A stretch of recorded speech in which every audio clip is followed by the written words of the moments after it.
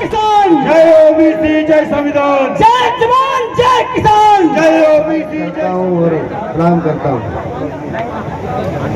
अपना अधिकार मांगते नहीं किसी से भीख मांगते, फर्जी केस वापस लो, वापस लो वापस लो, फर्जी केस वापस लो, वापस लो वापस लो। पीडी शर्मा मुर्दाबाद, एसपी सचिन शर्मा मुर्दाबाद, एसपी सचिन शर्मा मुर्दाबाद।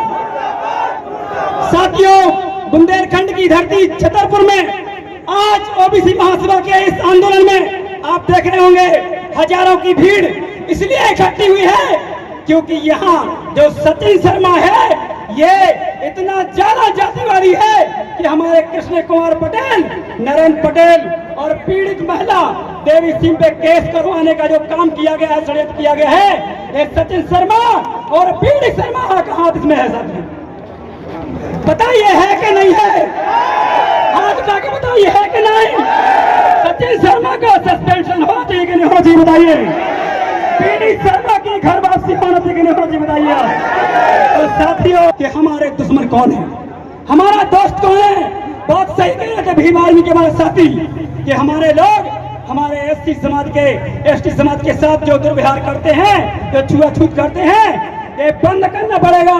और हम कह रहे हैं कि ओबीसी महासभा का हर क्रांतिकारी साथी जहां भी अगर एससी और एसटी के साथ गलत व्यवहार होगा, हमारे लोगों के साथ कुछ भी होगा, हम एक साथ एक थाली में खाने को तैयार हैं।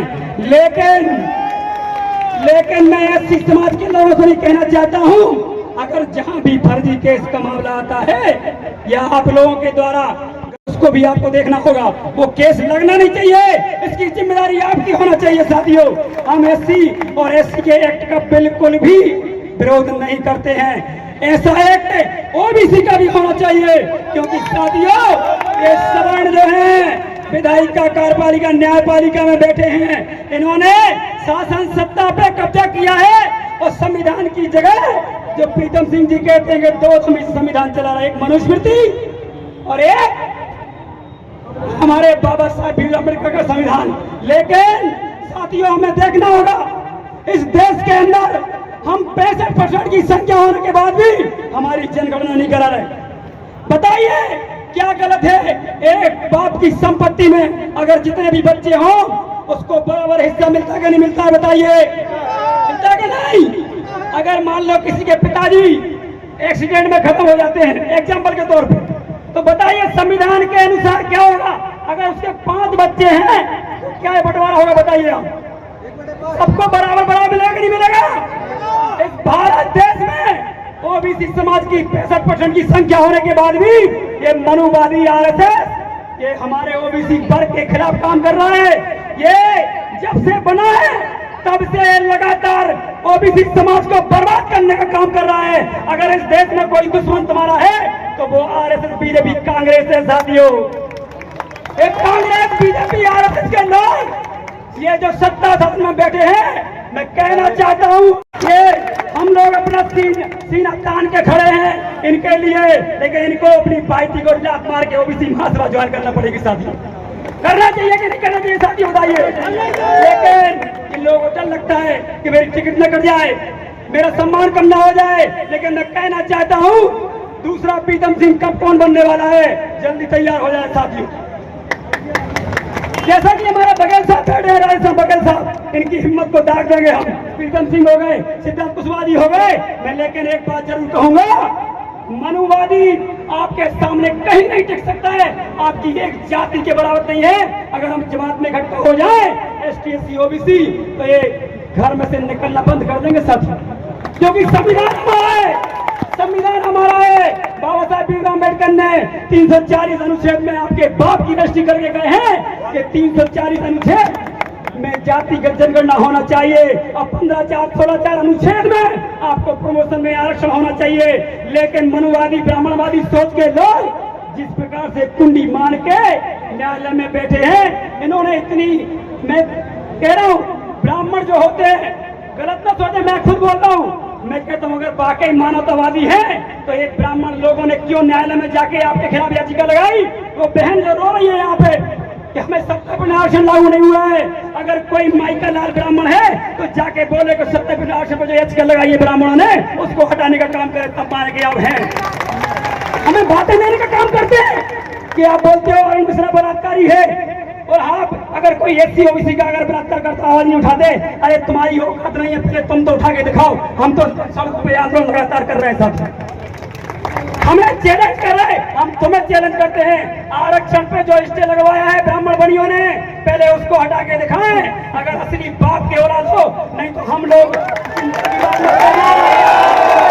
बाप की औलाद हो तो आप अपने हमारे आरक्षण पर जो स्टे लगवाया है उसको हटाइए, फिर भाईचारा स्थापित करने की बात करिए। हमारे बच्चों का अधिकार छीनो, हमारे रोजगार छीनो, हमारी पिटाई करोगे, हमारे ऊपर फर्जी केस करोगे, शोषण अत्याचार करोगे, औकात नहीं संविधान खत्म करने की। ये मैं चैलेंज कर रहा हूँ।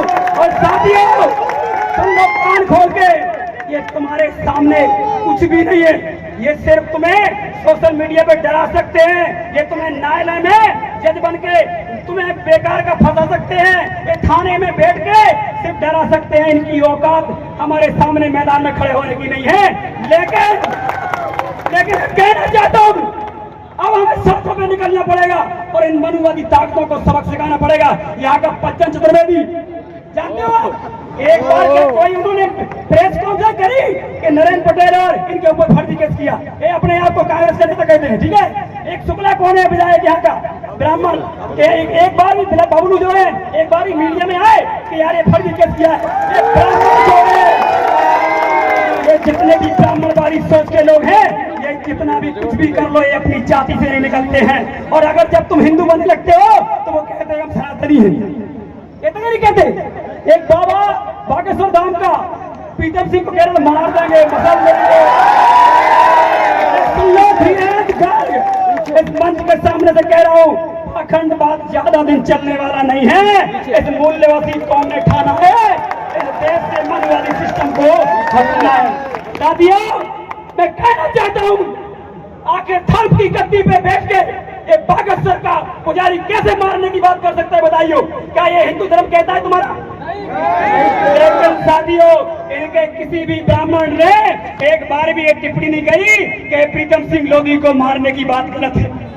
अगर धर्म की गद्दी पे बैठ के तुझे बोलना ही था तो ये बोलता, भाई थोड़ा सा गलत बोल गए हैं, हमारे ही हैं, ऐसा आगे ना करे, ये बात सम्मान की होती है। लेकिन आप तो इतनी बड़ी बात कह के सनातनी हो, मसल दो, कुचल दो, तुम्हारे बाप की औकात नहीं। जितने हाथ लगाओगे ना, उस दिन हिल जाएगा सिस्टम, ध्यान रखना इस बात का। और नरोत्तम मिश्रा, सुन लो कान खोल के, मध्य प्रदेश की शासन व्यवस्था को चुस्त दुरुस्त कर लीजिए, 1 साल का समय है, नहीं तो आपको मध्य प्रदेश में ऐसा घेरा जाएगा। और दतिया में भी हम आने वाले हैं घेरने आपको। आप क्या समझते हैं? लड़ैया बैठा रहा है तो उन्होंने कहा भैया मैं भी दौड़ूंगा। अरे उन्होंने कहा बर्रे